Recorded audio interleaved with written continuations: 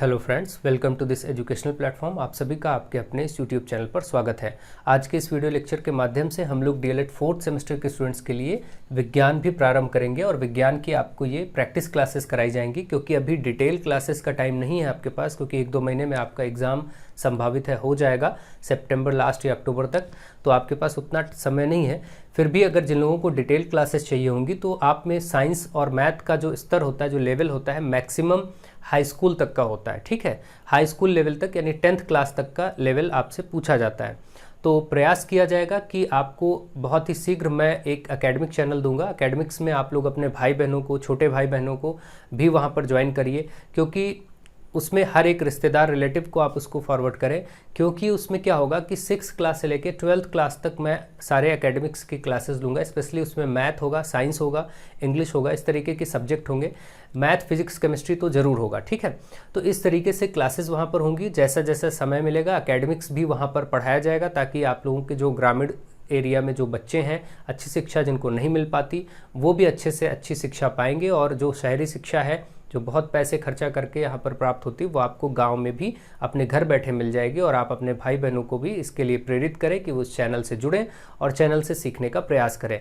तो मैं कोशिश करूँगा कि जो एकेडमिक्स का चैनल हो वो बहुत ही दमदार, अच्छे से अच्छा कंटेंट वाला होगा, और आप लोगों के भाई बहनों के लिए भी बहुत लाभदायक होगा और आप लोगों के लिए भी बहुत लाभदायक होगा, क्योंकि उसमें मैं डिटेल में साइंस पढ़ाऊंगा। अब जैसे वहाँ पर हाई स्कूल में सीबीएसई में ये विद्युत आवेश चैप्टर है ही, तो उसको मैं पूरा डिटेल में वहाँ पढ़ाऊंगा। तो जिन लोगों को अच्छे से डिटेल में समझना होगा वहाँ भी समझ लेंगे। जैसे मैथमेटिक्स में आप देखते हैं ट्रिग्नोमेट्री, त्रिकोणमिति, तो वो भी हाई स्कूल में अच्छे से पढ़ाया जाता है, उसको भी मैं वहाँ पर पढ़ाऊंगा। प्रायिकता चैप्टर वो भी अच्छे से। तो मैं पहले उन्हीं चैप्टर्स को पढ़ाऊंगा जो आपके डीएलएड के लिए भी लाभदायक हो और उधर हाई स्कूल के लिए भी लाभदायक हो।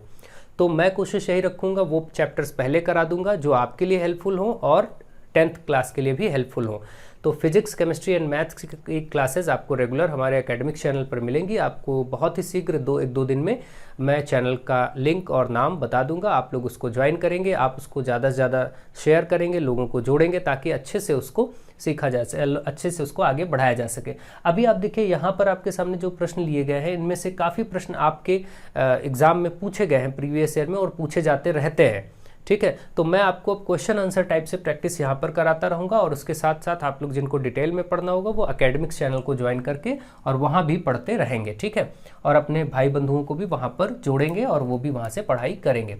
तो चलिए देखते हैं। सबसे पहला क्वेश्चन आपके सामने है कि आवेश से आप क्या समझते हैं। देखिए, आवेश क्या होता है, आप सभी जानते हैं कि आवेश जब वस्तुएं या पदार्थों को आपस में रगड़ा जाता है, आपस में रगड़ते हैं, तो जब 2 या 2 से अधिक पदार्थों को आपस में रगड़ा जाता है तो रगड़ने से क्या होता है, उनमें आवेश उत्पन्न हो जाता है। और आवेश ये 2 प्रकार का होता है।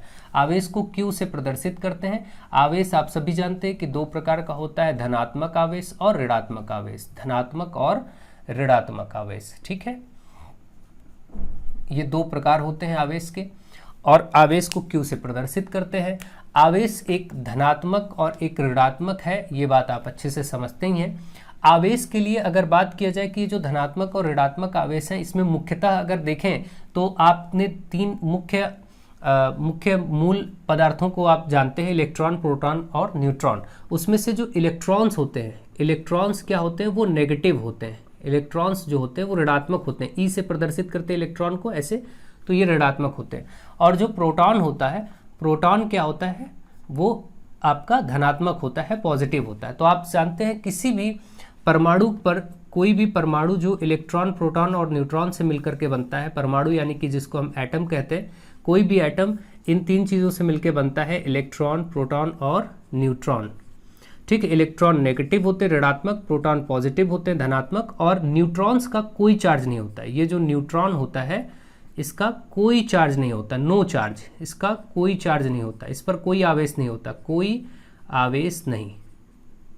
न्यूट्रॉन के लिए कोई आवेश नहीं होता। बट इलेक्ट्रॉन्स के लिए पूछा जाए तो ऋणात्मक आवेश। प्रोटॉन के लिए पूछा जाए, ये देखिए इसको प्रोटॉन बोलेंगे, प्रोटॉन धनात्मक होता है और इलेक्ट्रॉन जो है वो ऋणात्मक होता है।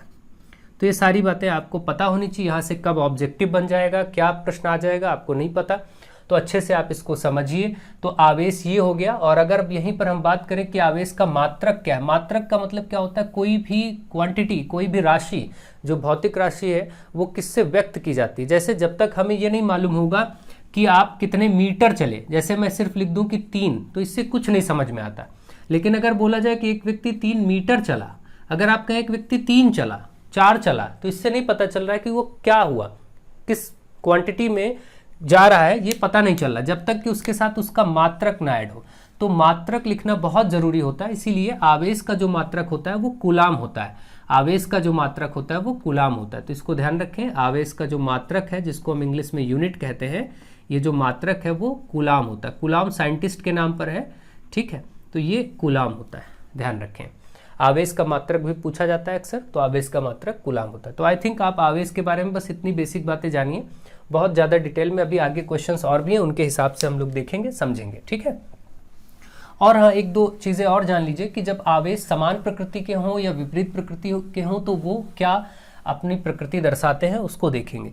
देखिए, अगर दो आवेश एक दूसरे के समीप लाए जाएं और दोनों आवेश धनात्मक हों, तो समान प्रकार के, जैसे समान प्रकार के हुए ना, धनात्मक हो या कह लीजिए कि दोनों ही ऋणात्मक हो, माइनस, दोनों पॉजिटिव या दोनों नेगेटिव हों, इनको अगर एक दूसरे के समीप लाएंगे तो हमेशा ये क्या करेंगे, ये आवेश हमेशा एक दूसरे को प्रतिकर्षित कर देंगे। प्रतिकर्षित करना मतलब एक दूसरे को दूर की तरफ फेंकेंगे।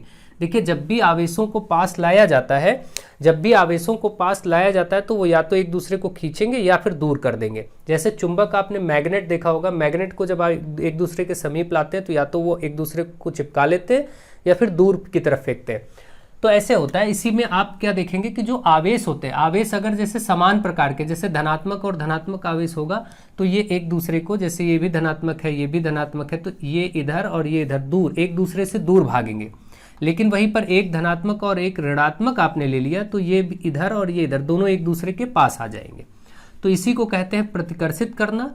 प्रतिकर्षित करना, जब समान प्रकार के आवेश होंगे, दोनों चाहे नेगेटिव नेगेटिव होंगे तब भी प्रतिकर्षित करेंगे। और असमान प्रकार, जैसे एक धन और एक ऋण असमान प्रकार के होंगे तो ये आकर्षित करेंगे, है ना। इनके बल, इनके बीच में कैसा बल लगेगा, आकर्षण का बल, आकर्षित करेंगे। तो हमेशा ध्यान रखिए, जो असमान आवेश होते हैं, साफ साफ यहाँ लिख लीजिए, जो समान आवेश होंगे, समान आवेश क्या करेंगे, प्रतिकर्षित, और असमान आवेश, अगर आवेश कैसे असमान, तो वो करेंगे आकर्षित। ठीक है, ये बातें आप अच्छे से ध्यान रखिए। तो आई थिंक आप इसको समझ गए होंगे ढंग से, और अब आप इसको कर लेंगे, ठीक है। चलिए, अब हम लोग आगे बढ़ते हैं। अब यहाँ से इससे ज़्यादा प्रश्न नहीं बनेंगे आपके। आगे देखिए, मूल आवेश किसे कहते हैं। मूल आवेश क्या कहते हैं, जो फंडामेंटल चार्ज है, एक सबसे छोटी आवेश की एक इकाई अगर बात करें, सबसे छोटा आवेश कौन सा हो सकता है, उसी को मूल आवेश कहते हैं। तो जो इलेक्ट्रॉन आपने पढ़ा, भाई कोई भी परमाणु मुख्यतः, अभी आपने देखा कि कोई भी परमाणु, जिसको हम एटम कहेंगे, ये मुख्यतः किससे बनता है, इलेक्ट्रॉन, प्रोटॉन और न्यूट्रॉन। इलेक्ट्रॉन जो कि नेगेटिव होता है माइनस, प्रोटॉन पर प्लस होता है, और न्यूट्रॉन पर नो चार्ज, कोई चार्ज नहीं, इस पर कोई चार्ज यानी कोई आवेश नहीं, इसका कोई आवेश ही नहीं, ना धनात्मक ना ऋणात्मक। तो इलेक्ट्रॉन, प्रोटॉन और न्यूट्रॉन के बारे में आप जानते ही हैं, ठीक है। तो इलेक्ट्रॉन्स, इनमें से जो ये इलेक्ट्रॉन्स है, इन्हीं को मूल आवेश कहा जाता है। इलेक्ट्रॉन पर जो आवेश होता है, इलेक्ट्रॉन के आवेश को, अब आप लिख लीजिए कि इलेक्ट्रॉन के आवेश को मूल आवेश कहते हैं। क्या कहते हैं, मूल आवेश कहते हैं। फंडामेंटल चार्ज जिसको कहते हैं, मूल आवेश कहते हैं। और ये आवेश होता कितना है, अगर देखा जाए तो इलेक्ट्रॉन का आवेश बराबर होता है 1.6 × 10⁻⁻19 कूलाम। और आवेश को कूलाम में लिखते हैं, इसलिए कूलाम ऐसे लिख देंगे। आवेश का मात्रक हमेशा कूलाम होता है। तो आपका ये प्रश्न का उत्तर हो गया कि जो मूल आवेश है, उसको इलेक्ट्रॉन के आवेश को ही मूल आवेश कहते हैं, और उसका मान 1.6 × 10⁻⁻19 कूलाम होता है। ठीक है, तो ये बात आप समझ गए होंगे। चलिए आगे बढ़ते हैं, ये भी क्वेश्चन आपका हो गया। अगला क्वेश्चन नंबर 3, आवेश का क्वांटीकरण क्या है। क्वांटीकरण या क्वांटमीकरण, कभी कभी ऐसे लिखा मिलेगा आपको, क्वांटीकरण या क्वांटमीकरण। ये आवेश के लिए क्या होता है। आवेश का क्वांटमीकरण एक ऐसा फिनोमेना है जिसमें ये कहा जाता है कि अभी आपने देखा कि मूल आवेश क्या है, इलेक्ट्रॉन का आवेश। तो क्वांटमीकरण में ये कहा जाता है कि प्रत्येक आवेश, जो भी आवेश होगा, ठीक है, वो इलेक्ट्रॉनों के आवेश का पूर्णांक गुणज होगा। इलेक्ट्रॉनों के आवेश का पूर्णांक गुणज होगा, ठीक है, इंटीजर मल्टीपल। तो हमेशा क्वांटमीकरण का मतलब ये होता है कि ऐसा आवेश सदैव, ऐसे लिख लीजिए, आवेश सदैव इलेक्ट्रॉन के आवेश, ऐसे लिख लीजिए, इलेक्ट्रॉन के आवेश का पूर्णांक गुणज होता है। इसका मतलब भी अभी मैं समझा रहा हूं, पूर्णांक गुणज होता है। इसी को आवेश का क्वांटमीकरण कहते हैं, ठीक, इसी को आवेश का क्वांटमीकरण कहते हैं। इसका मतलब अभी आपने देखा कि एक इलेक्ट्रॉन का आवेश होता है 1.6 × 10⁻⁻19। अब कोई भी चार्ज होगा इसी का पूर्णांक मल्टीपल होगा, यानी इसी में 1 से 2 से 3 से, यानी n बराबर हम 1 ले लें, 2 ले लें, 3 ले लें, 4 ले लें, कोई भी पूर्णांक ले लें, उससे अगर इस आवेश को मल्टीप्लाई करेंगे तो जो आवेश बनेगा वही आवेश की मात्रा होगी। यानी कि अगर मैं इलेक्ट्रॉन में, भाई इलेक्ट्रॉन के आवेश को E से लिखते हैं, इसको अगर मैं 1 से गुणा करूंगा तो 1 इलेक्ट्रॉन, 2 से गुणा करूंगा तो 2 इलेक्ट्रॉन, 3 से करूंगा तो 3 इलेक्ट्रॉन, 5 से करूंगा तो 5 इलेक्ट्रॉन, 9 से करूंगा तो 9 इलेक्ट्रॉन, एंड सो ऑन। इसी तरीके से ये जो आवेश के गुणज में आ रहा है, आवेश के साथ गुणा क्या हो रहा है, पूर्णांकों का। इनको क्या कहते हैं, जो नंबर्स लिखे हैं ये पूर्णांक है, 1 2 3 4। पूर्णांक मतलब पूरे अंक, पूर्ण अंक, पूर्णांक। और जो दशमलव में या भिन्नों में अगर कभी आप चाहे, आपसे कभी पूछा जाए कि क्या 2/3 ई हो सकता है, तो ये भिन्न है, इसमें नहीं संभव है, वो पूर्णांक का ही गुणज होगा। इलेक्ट्रॉन सदैव किसका गुणज होगा, पूर्णांक का, तो ये संभव नहीं है। क्वांटमीकरण यही कहता है, आवेश का क्वांटमीकरण कहता है कि आवेश सदैव इलेक्ट्रॉन के आवेश का पूर्णांक गुणज होगा, ठीक है, जो कि 1 इलेक्ट्रॉन, 2 इलेक्ट्रॉन, 3 इलेक्ट्रॉन, 5 इलेक्ट्रॉन, या फिर ऐसे ही 13 इलेक्ट्रॉन हो गया, ये ठीक है। माइनस का 7 इलेक्ट्रॉन, ये भी ठीक है, क्योंकि -7 भी पूर्णांक है, माइनस में कोई भी नंबर हो वो ठीक है। मगर कभी भी ऐसा नहीं होगा कि ऐसे आपको दिखे कि 2.7 इलेक्ट्रॉन, ये नहीं हो सकता, दशमलव में नहीं हो सकता, क्योंकि दशमलव पूर्ण अंक नहीं होता। 2.7 क्या ये पूर्णांक है, ये पूर्णांक ही नहीं है, जबकि कहा गया है कि वो पूर्णांक गुणज होता है, ठीक है। कभी भी ऐसे बोला जाए कि 5/7 इलेक्ट्रॉन हो सकता, नहीं हो सकता, क्योंकि ये पूर्णांक नहीं। आप जब 7 को 5 से भाग करेंगे तो 0.7 करके आएगा, और ये पूर्णांक नहीं है, क्योंकि जब तक पूर्ण अंक ना हो, 1 2 3 4 5 6 7 8 9 10 यानी पूरा अंक का गुणा ना हो, तब तक वो नहीं माना जाएगा। यानी क्वांटमीकरण क्या है, आवेश का क्वांटमीकरण सदैव ये कहता है कि आवेश सदैव इलेक्ट्रॉन के आवेश का पूर्णांक गुणज होता है, ठीक है। यही है इलेक्ट्रॉन आवेश का क्वांटमीकरण।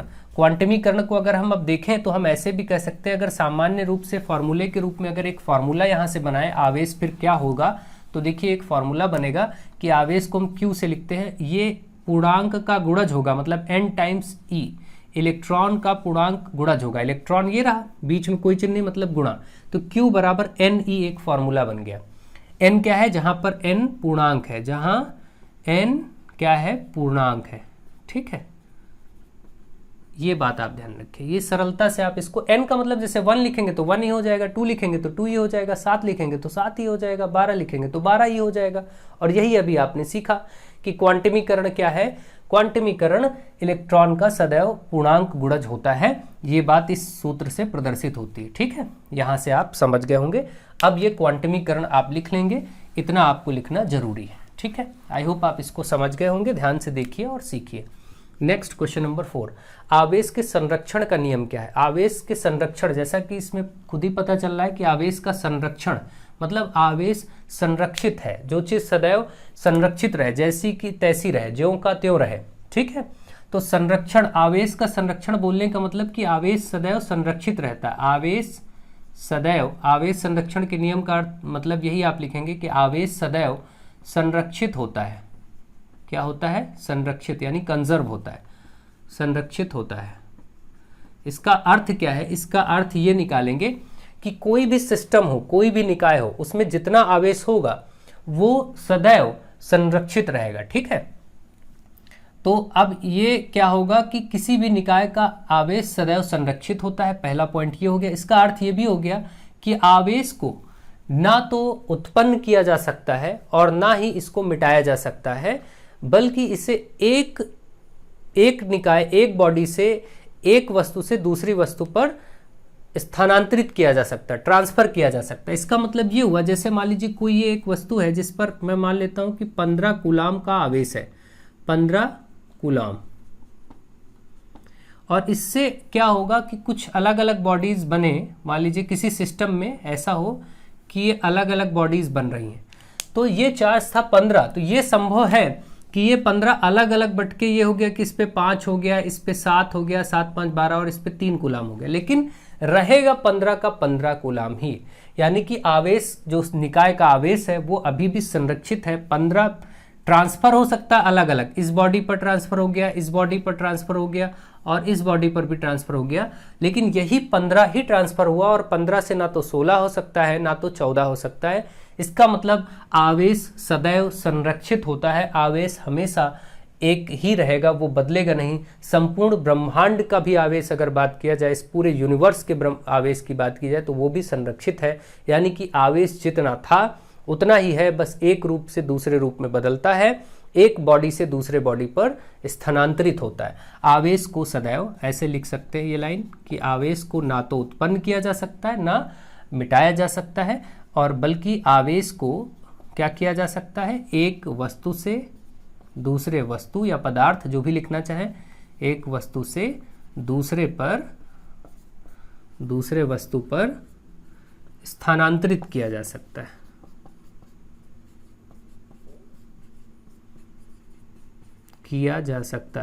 ठीक है, ये आप बोल सकते हैं, ये आवेश के संरक्षण का नियम है। तो आई थिंक आपको आवेश के संरक्षण का नियम भी ढंग से समझ में आ गया होगा। आई होप अब आप लोग इसको अच्छे से लिख पाएंगे और आंसर कर पाएंगे अगर ये पूछा जाता है। नेक्स्ट क्या है, आवेश को मापने के यंत्र को क्या कहते हैं? आवेश को जिस यंत्र से मापा जाता है उसको बोलते हैं इलेक्ट्रोस्कोप। क्या बोलते हैं? इलेक्ट्रोस्कोप। इससे आवेश के नेचर, प्रकृति को मापा जाता है। ये दो टाइप के होते हैं, ये भी अगर इलेक्ट्रोस्कोप को भी पूछा जाए तो मुख्यतः दो तरह के हैं। एक है पिथ बॉल या एक पिथ बॉल इलेक्ट्रोस्कोप, इंग्लिश में मुझे याद है, आप इसको देख लीजिएगा, पिथ बॉल इलेक्ट्रोस्कोप। आप ऐसे लिख भी सकते हैं, ऐसी कोई दिक्कत नहीं है। और एक होता है गोल्ड लीफ, इसको हिंदी में भी लिख सकते हैं, कोई दिक्कत नहीं। इलेक्ट्रोस्कोप, जैसे मैंने इलेक्ट्रोस्कोप लिखा है ऐसे आप हिंदी में इन टर्म्स को लिख दीजिए। दो तरह के ऐसे इलेक्ट्रोस्कोप हैं जिनसे आवेश की प्रकृति को मापा जाता है, और ये आप ढंग से अगर आपसे पूछा जाता है तो आप बता सकते हैं। ठीक है, चलिए आगे बढ़ते हैं। नेक्स्ट, विद्युत धारा किसे कहते हैं? ठीक है, विद्युत धारा किसे कहते हैं? धारा क्या होता है कि एक तरह से जब आवेश किसी भी चालक में, चालक क्या होते हैं, चालक कुचालक तो आप सभी जानते हैं। लास्ट में एक प्रश्न लिया गया है चालक और कुचालक, तो सबसे पहले मैं यही समझा देता हूँ, सुचालक और कुचालक क्या होते हैं। ठीक है, चालक जिनको कंडक्टर्स कहते हैं और कुचालक जिनको बैड कंडक्टर्स या फिर इंसुलेटर कहते हैं। ठीक है, सुचालक का मतलब ही है जो विद्युत, सुचालक का मतलब क्या है? ऐसे चालक जिनमें ऊष्मा और विद्युत प्रवाहित होती है, जिनमें ऊष्मा और विद्युत प्रवाहित हो सके। क्या प्रवाहित हो सके? जिनमें ऊष्मा तथा विद्युत यानी इलेक्ट्रिसिटी है ना, क्या हो सके? विद्युत प्रवाहित होती है, हो सके या होती है, हो जाती है। और कुचालक ऐसे पदार्थ होते हैं, कुचालक पदार्थ वे पदार्थ होते हैं, आप लैंग्वेज सुनते रहिए, उसी को आप लिख लेंगे। कुचालक पदार्थ ऐसे पदार्थ होते हैं जिनमें ऊष्मा और विद्युत प्रवाहित ना हो सके, ऊष्मा और विद्युत प्रवाहित ना हो सके, अब देखिए कभी कभी ये सब एग्जाम्पल्स भी पूछ लिए जाते हैं कि भाई इनके एक एक दो एग्जाम्पल बताइए, तो कभी कभी उदाहरण भी पूछ लिए जाते हैं कि 2-3 सुचालक और 2-3 कुचालक पदार्थ बताइए, उनके नाम बताइए। तो आप इसमें आप बहुत अच्छे से जानते हैं, जैसे सोना, चांदी, ये सब हो गया, ये सब जितने मेटल्स हैं, सोना, चांदी, लोहा, है ना, सोना, चांदी, लोहा आदि, ये सब में आप देखते हैं कि लाइट फ्लो हो जाएगी। अभी आप एल्युमिनियम, तांबा देखते हैं, वायर होते हैं, तारों में तांबा और एल्युमिनियम के होते हैं, तो ये सब लिख दीजिए सुचालक में। कुचालक में लिख दीजिए, कुचालक में क्या होगा? जैसे रबड़ होगा, है ना, प्लास्टिक होगा, रबड़, प्लास्टिक, लकड़ी आदि, बस इतना 2-4 लिख दीजिए। कागज हो गया। इस तरीके से पदार्थों के कुछ नाम लिख दीजिए। उदाहरण पूछे जाए 2 उदाहरण लिख लेंगे, तो आपको मालूम है कि जिनमें विद्युत और ऊष्मा प्रवाहित हो जाए वो सभी पदार्थ सुचालक हैं, जिनमें प्रवाहित ना हो वो सभी पदार्थ कुचालक हैं। तो इस प्रकार से इनके उत्तर आप लिख लेंगे। नेक्स्ट देखिए, अब यहाँ से ये आपका लास्ट क्वेश्चन भी हो गया। अब देखिए विद्युत धारा किसे कहते हैं। तो ऐसे चालक पदार्थ, अब जब भी बोलूंगा आप यही समझेंगे, चालक वो होते हैं जिनमें विद्युत धारा प्रवाहित हो जाए, ठीक है।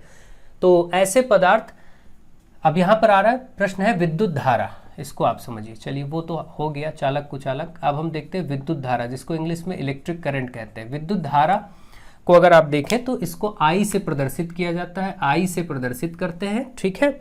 और विद्युत धारा की अगर आप परिभाषा की बात करें तो ये एक सूत्र होता है I बराबर Q/T, ये याद रखेंगे। इससे न्यूमेरिकल एक दो प्रश्न भी मिल जाते हैं, कभी कभी लगाने के लिए पूछे जाते हैं आप में। तो I बराबर Q/T। Q क्या है? आवेश। Q क्या है? आवेश, आप सभी जानते ही हैं। और T क्या है? समय। और जब भी कोई भी राशि समय के सापेक्ष लिखी जाती है तो उसको कहते हैं दर। ध्यान रखिए, एक वर्ड आता है दर, जिसको इंग्लिश में कहते हैं रेट। तो आप यहां पर क्या बोलेंगे? आवेशों के प्रवाहित होने की दर को ही धारा कहते हैं। आवेश के प्रवाहित होने की दर। अब विद्युत धारा की परिभाषा लिख लीजिए, आवेश के प्रवाहित होने की दर, प्रवाहित होने की दर को विद्युत धारा कहते हैं। विद्युत धारा कहते हैं। इसे I से प्रदर्शित करते हैं, आगे ऐसे लिख लीजिएगा, ठीक है। विद्युत आवेश के प्रवाहित होने की दर। अब दर का मतलब क्या है? जैसे 1 सेकंड में कितना आवेश बहा, 5 सेकंड में कितना आवेश प्रवाहित हो रहा है, 3 सेकंड में कितना हो रहा है, इस तरीके से कितने समय में कितना आवेश प्रवाहित हो रहा है, यही एक तरह से दर होता है। दर इसी को कहते हैं, ठीक है। आपको बस इतना लिखना था परिभाषा में कि आवेश के प्रवाहित होने की दर को विद्युत धारा कहते हैं। इसे I से प्रदर्शित करते हैं और I बराबर Q/T, ये सूत्र लिख देंगे, बस हो जाएगा, ठीक है। अब विद्युत धारा का अगला है मात्रक। अच्छा, विद्युत धारा और आवेश में संबंध, अगला था विद्युत धारा तथा आवेश में संबंध, तो यही सूत्र लिख देंगे। देखिए, धारा I और आवेश Q। I को क्या कहते हैं? विद्युत धारा, यही संबंध बस लिख देंगे। इस प्रश्न को, जो प्रश्न नंबर 7 है, विद्युत धारा और आवेश में संबंध, तो आप I बराबर बस Q/T लिख देंगे, हो गया। आप देखिए, अगर आपसे आवेश का मात्रक पूछा जाए तो आप सभी जानते हैं, सॉरी, विद्युत धारा का मात्रक पूछा जाए तो विद्युत धारा का मात्रक आप सभी जानते हैं कि क्या होता है? एम्पियर होता है। एम्पियर साइंटिस्ट के नाम पर है, वैज्ञानिक के नाम पर है। ये भी जैसे बल का मात्रक न्यूटन होता है, न्यूटन साइंटिस्ट का नाम है, वैसे ही एम्पियर भी साइंटिस्ट का नाम है। जैसे वर्क, कार्य और ऊर्जा का मात्रक जूल होता है, जूल भी साइंटिस्ट का नाम है, उसी तरीके से एम्पियर भी साइंटिस्ट का नाम है। तो ये एम्पियर होता है, विद्युत धारा का मात्रक एम्पियर होता है, ठीक है। ये बात आप ध्यान रखेंगे। तो ये भी हो गया। और एक मात्रक ऐसे ये भी हो सकता है जो यहाँ से बनाया जा सकता है। देखिए, एक तो एम्पियर आप नोट कर लीजिए, जो कि अक्सर पूछा जाता है। एक और लिख लीजिए। देखिए, एक मात्रक इसका क्या हो सकता है भाई? I ही बराबर है Q/T के, और Q का मात्रक है कूलाम।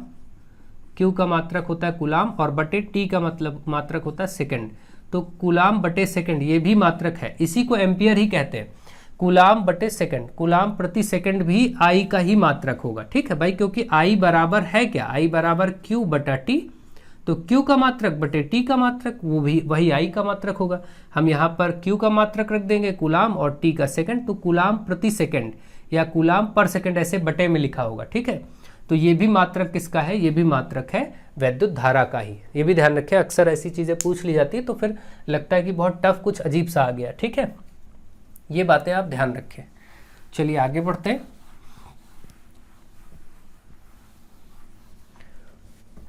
नेक्स्ट क्वेश्चन है आपका, विद्युत धारा को किस यंत्र से मापते हैं? विद्युत धारा को किस यंत्र से मापते हैं? तो इसको मापते हैं अमीटर से। किससे?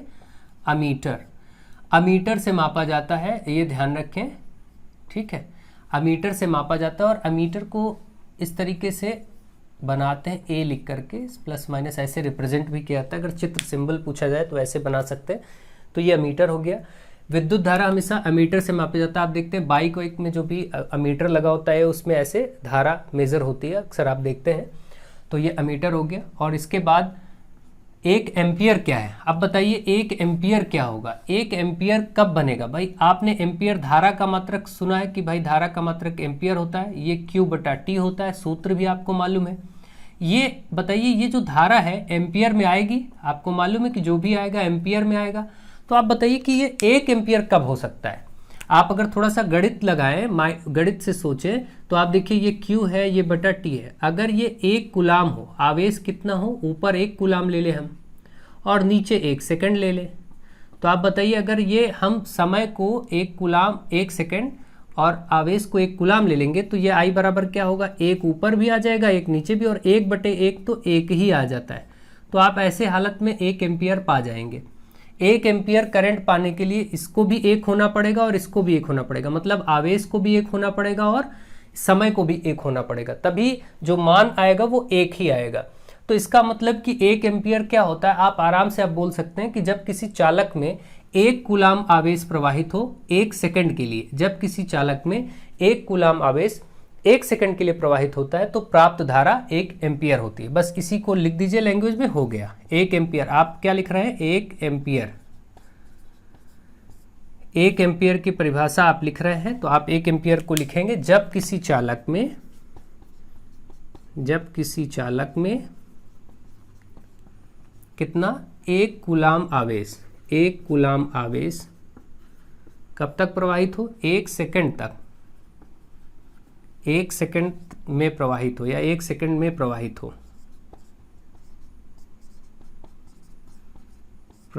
हो तो प्राप्त धारा, तो प्राप्त वैद्युत धारा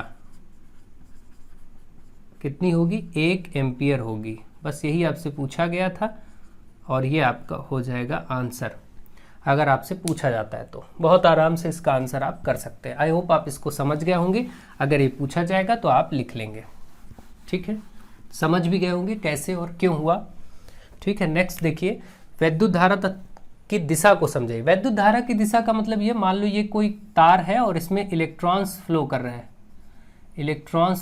ऐसे इलेक्ट्रॉन्स, अब ऐसे तो दिखेंगे नहीं लेकिन समझने के लिए मैं बता रहा हूँ, आपको ये सब बनाना नहीं है।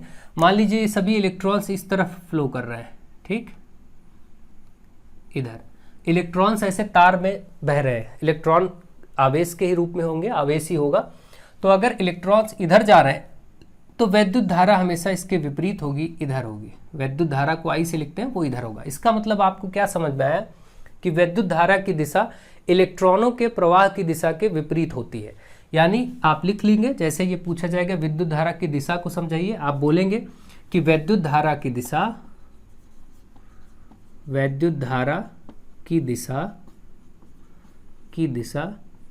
सदैव इलेक्ट्रॉनों के प्रवाह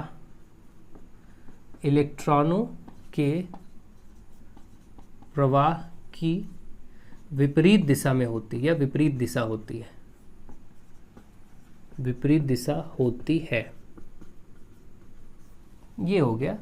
तो इस तरीके से इन 12 प्रश्नों पर हमने डिटेल में चर्चा किया, और अब चाहे 1 नंबर 2 नंबर किसी भी रूप में ये पूछे जाएंगे, चाहे ऑब्जेक्टिव टाइप में आएंगे, आप अच्छे से कर पाएंगे। और यहाँ से 2-3 प्रश्न बनते ही बनते हैं, निश्चित तौर पर बनते। एक और पूछा जाता है कि धारा का ऊष्मीय प्रभाव क्या है, धारा के ऊष्मीय प्रभाव को बताइए। तो इसको भी समझ लीजिए, यहाँ पर वैद्युत धारा का ऊष्मीय प्रभाव बहुत ही बेसिक सा है, कभी पूछ लिया जाता है तो आप लोग लिख पाएंगे।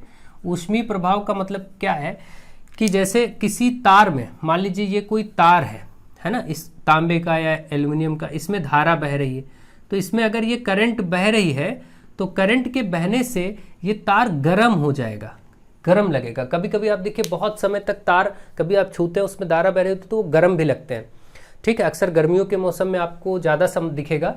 तो जब तारों में धारा बहती है तो तार गर्म होने लगते हैं, और तारों के गर्म हो, विद्युत धारा के बहने के कारण जब तार गर्म होते हैं तो तार के गर्म होने के इसी प्रभाव को वैद्युत धारा का ऊष्मीय प्रभाव कहा जाता है, ठीक है। बस इसी तरीके से आप लिख देंगे। तो वैद्युत धारा का ऊष्मीय प्रभाव क्या है, आप लिखेंगे जब तारों में धारा प्रवाहित होती है तो तार गर्म हो जाते हैं, और वैद्युत धारा के प्रवाह के कारण तारों के गर्म होने की घटना को ही विद्युत धारा का ऊष्मीय प्रभाव कहते हैं, ठीक है। बस हो गया। इतना लिख लेंगे तो आपका हो जाएगा। आई थिंक अब आप इसको अच्छे से समझ गए होंगे और आप अब अच्छे से लिख पाएंगे।